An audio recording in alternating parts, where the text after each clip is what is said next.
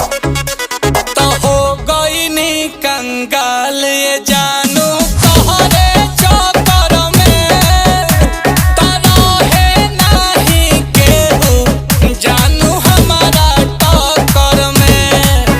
हर weekend चालू mall, तो हर weekend चालू मॉल, बना के माहौल तू बियर बार में। जब से दुपट्टा के हवा खोइनी घाटा लागल बे अपार में।